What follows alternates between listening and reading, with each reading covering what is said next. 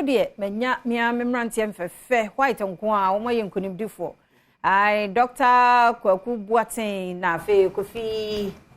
Amponsa ne me so fooding Pastor Kofi Amponsa pacha mo akwaba ni share moda afishia pa afisa na nkwan ya hoden wo ho na wo fe no ho sei ya ndia na no me share Faith Homeopathic Clinic for ewa ha ye bedi nkomo Mr. Financial se ni bibi ya pomdin be ya tie ni na mo ayempa na wonim oyare a enku asem ye kana bia de diagro se wonim pa se wutita ya oya na wo ye bibi na matipa ye ba obe biem unye biem nti si enya apomuden panufo se wo ha de omo kan ye tie na sopem pato mo akwa ba biem eda mo asepa nene de di kan ye bia obi te Faith Homeopathic Clinic wadaruma omo wo hene na nyaruwa hodo ba ne yesai me da se de di kan ye chia wahwefo nyina Adom TV na no pay said the wedi kan de atodwa no ye Faith Homeopathic Clinic nyame Adom ye ba ye Ghana fo no agye atum enam nyuma pa nyame enam Faith so I think that this is our first time I ba Adom TV but Ghana had ye nipa bebre enim Faith Homeopathic Clinic Faith Homeopathic Clinic said the wedi kan ye wo aso ye be ye enum anase 5 branches e wo Ghana hanom oba Accra hanom a ye wo bi e wa hanom ofre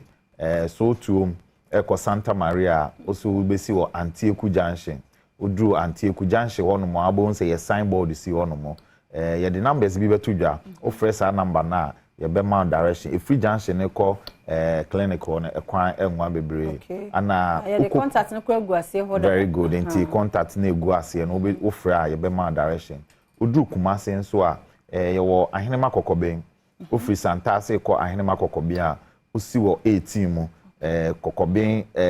clinic health clinic on ma obo se Faith Homeopathic Clinic ye wo honomo a afi udu takrade nso a ye wo Anaje police station wa ye ne police station na ye adjacent Queen of Peace inside honomo a eti wona water krade western region ho nyina no o de ofa car na odru takrade a odru Anaje police station wa adjacent the police station first junction on your right bon se Faith signboard is wa emma direction to the clinic afi odru Koforidua nso a ye wo Pole junction from Pole to town bon se junction so a ye free baby Landry Managers Road obedru on a Faith Homeopathic Clinic ye signboard esi honomo afi nso bogoso enso ye will be honomo American Hotel American Hotel honomo a odi odru honomo a bogoso ye branch nso e wo honomo enti Faith Homeopathic Clinic nyame Adom ye wo branches ya nyame enam Faith so ene nyuma pa ye di ayare ahodo a yesa e wo yaso ye ono ebro adwen ne entiase so obi ebebusa se na Faith e de yare na mosa nyame Adom yare a eye chronic disease yenim se homeopathy ye ka in homeopathy no yenim se nyankopon nyansa mu no wa mayen asojafo ana se nkwamo bi e woni padua ne mu a eboa ye nipadua na nkasa ema se ohaw bi ba nipadua ne mu na se yetumi hwe saa enkwamo ne ya na se asojafo ne ya eboa ma eyi nyarewa efri ye nipadua ne mu de bia ya na meka se disease comes as a result of malfunction of our organs se ye nipadua na kwa no se ohaw bi ba mu a eno na de symptoms ana se nyarewa ye tidin kese obi wa na yare kra ye boni din a na afi eno kra ekunu kra chen yare na nkasa wenya no because of edin huhuhu na wate no but se oba Faith Homeopathic Clinic ye ma wote ase se yare na wote ni din huhuhu no eye nipadua na akwa na sebe ebia wantumi anhwe ne ye ana niema bi a wodi ko nipadua ni mu no akoma akwa no atumi enye na dwuma se de wo se ye eno na edeba nti wo ba ye wo afidie wo ho a ye do kwa afidie ni so na ya scan nipadua no then na ya hwe the root cause maybe I na make say we look out for the root cause of the condition enye sebe symptoms na wo de ba ye no na ye behwe na mum ade cropoti ama yare no eba no eno ana ye hwe na yatumi atu ase afri ho nti obi wo obeba na ye be scan na wie na ye ne no be di nkomo abusa ne akyerɛkyerɛ no de ɛkɔ so nipadua no wobon sɛ yɛbɛwie na afei ne ma anka ɔbɛka ne nyinaa no doctor di kan abobɔ ne nyinaa so akyerɛ no because doctor hu sɛ nneɛma bi a ɛkɔ so nipadua no ebetumi de saa nsunsuanso no atumi de abrɛ no na yɛnam so ama homeopathic medication a ɛyɛ nupa a ɛnni nsunsuanso bɔne bia wɔ nipadua nim na yɛtumi de atu ase ama It's in most of times no one about fit homeopathic clinic no enyina di adanse say within short time no obeba fit no bo say na nyarewa bia ehye ni padua ni mu no free honum and it's not only about the wode ba ye nko a na mom holistically no ye hwe ni padua ni nyina enti nipa no free faith enko no na nyarewa biara na anka asie wo ni padua mu no bo say draw be no na ni nyina Dr. Mponzan ho no so nka biye ento aso em say mudin mu honam no be say faith gidie uba na de gidie wura mu a gidie no abedo nkwambwa aha nti doga kabi papa minti oso de ameke nyina ne say ye chi ahwefo no na ye na wonne no wotonyum ana atiase say wotonyum me ntonyum na mum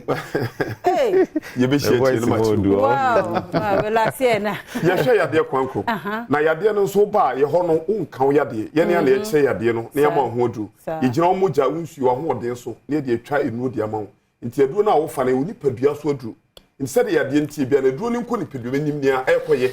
enye se edu ni so ba na atama ma wo be kase utie o ya ebia na de ti yade ba na ewo ho nti wudi ti yade edu sa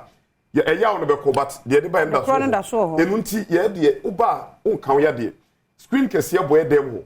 oyeyi ni padua kware nyina filter no bepem na no screen so wo hwe bi baby hawo bia no ekire ma wo bi yesi ye de ko hye baby ni abekire o say we na ye wa enu say yen scanning ni padua ni bi no na ne hawo bia no wankasa kro hu to obi timi ba na ne kotudwe cartilage no awe na ehu no ho dada enu nti ye de duro no mawa ewie ntimi mfa bi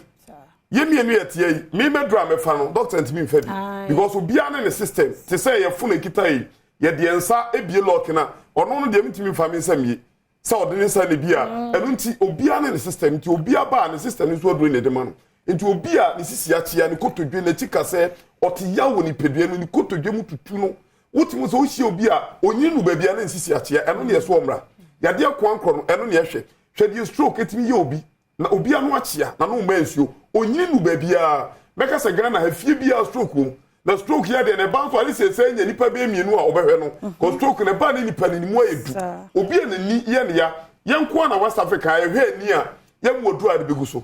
say ye tenesi so woni ni punsuo unsu na ni suo ta woni so oposade be won hu ni nyina ye nko na ye hwe sade na ye mu odu abegu so but ye mo no nketo abetafra ye me adum nti se de woni nti bi ebeko obi enya ulcer watena wa ma edu baby enyina du baby septic ulcer wo se onya internal bleeding moja nyugu ni yemto udane ne ya ne moja eno ne ye kan wasem te fobra bedan wo se ye de ba no anhwe ne ntamu a na ma ne che woni padua mu a eya wo ne ye kese sika ode beko ya de no so eye kese nti ye free screen e we branches ahodo ni nyina ba be da fidie nso kwa ye nhwe oni padua no nhwe de ye ha ni padua no wo ba na hu ya de na wo pese mu odu a wo pa ko so wo pese mu odu a we be mu odu ye wonu etu ya de kwankro nate ti wo ya de bi ada wo so ache doctor bi aka ya de bi ache wo mu odu to odu so sa wo da odu so kopum so obewu ti da bi odu san ya na akwaje wo fo ye obi ho a wo kodwo mo ko store na duro nka no anyeye ye ho no ye mu odu a ye di yo ha na fi ho sa na bi ya edu a wo da so na wo kodji no ni ade no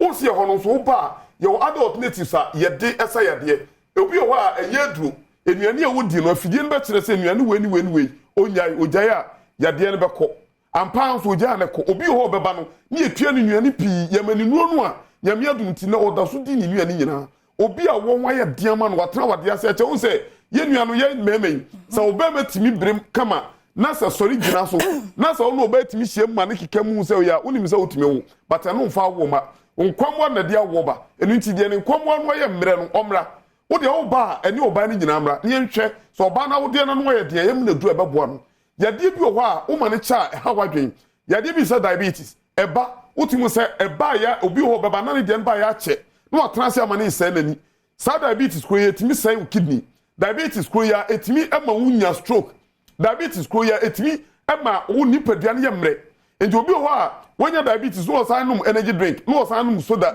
sa drink a hold on empe enti obi be chef die mu ne ye kire mu gya ya enu ana sugar level no ekofom enti de America ti obi a wo hwe ne se yade enya de pa eni kwa so ma yade da wo so che entwen ema wo na yetititi onsa na yetititi ni stroke ena ebo onkae wo ye adwuma kakra bi no abre obi tie condition ni fifre ti no wo dim se fifre ti no onye adwuma di bia bi fifre ti no enya de pa obi o nso a oye adwuma de pa ba fifre ti no kra eno nso nye ena obi o ho a wo dim se stroke no eba ya che sata mo eba no ohunu ebo no kae wo se sometimes ye kase misie osie do bi anu ato no wanom but ye ho no ye kan se emfa otimu nto adu bi anu no rough cause adu na wo no ebi okwe ni pedun mu a aside tiny poisonous ekutie ni pedun ma wo se nya yade fo edu obi a wenye diabetes hepatitis or what chronic cases bi anu on family medicine faith Homeopathic oba enye ona abeka wo yade ye hwe omoja hwe nsuo hwe ahoden no ni etwa ho adu ama ho hwe be be bi atranse ama ne nsan gugugu ne be ma ho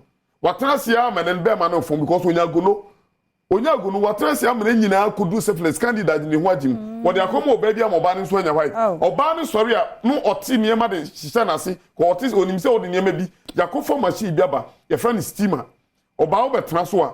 infection bi ye wo wase bi ade bi ye wo wase bi ano ye steaming na mana ye de eno na bebo am anya achede because oba be ma betimi a tiska toka ne bo odin ato asase aka ho a ne gina wo japade no eno nti ne ye ka so oba bi ametra so bi oba transfer na steaming man ye kama na abo be ma won so utini oba da na wontimi nsipo now the end there ase wo da ho se na oba ne ntan so a mere no eno enye ye mfa nya adwuma mfa nkwa wade ase eno na meka che be ma bi ase omra oba ye ma be ma mu adi wo mu ho ede ma wa intini mu asisi be bi ye wo se mu gedi afusane ko na enkro no eno ne ye ma onu mesraw ye mdi twato no eye se na fa number ne yes na emi de number na to gede mdi twato no eye se obi a ya oba ne menses no mayi eno omra obi a ne nase atatai omia na atom na fu ahye eye obi na abodu eye dua na enyan obi o ha ohum sa odane dua o chinchini no odane dua o do but onim se bia ne kidney no ho aka ti omia ne nase na atom be ma odwunso guwa ne bon be ma bi dwunso otim se ebon ankasa be ma bi dwunso de no wantum ni kankan no odwunso agu no okodu ba bi okodwunso no yi ni be ma dwunso kitu abi na eba otin kasa dwunso ni bia kam obeya ema enu prostate no hawa bam omra faith Homeopathic clinic yemu na du ebeboa no na dwunso no ontimi nyunso boko nyame ye ne sa dwunso ogino na wi be ma eno amra mesenko but be me bitimi achim sa se metena ha ye tena ye kasai no be me bi yi ni be ma dwunso no ma enu nti ene ye say o how bia no wo de fabra be dan ye wo ba wo nka because ye ma wo ye de no ho ni du fa number na free number na ye 0244 58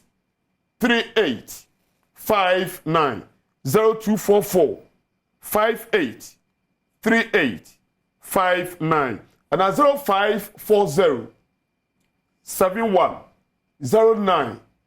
40 0540 71 09 40 Mr.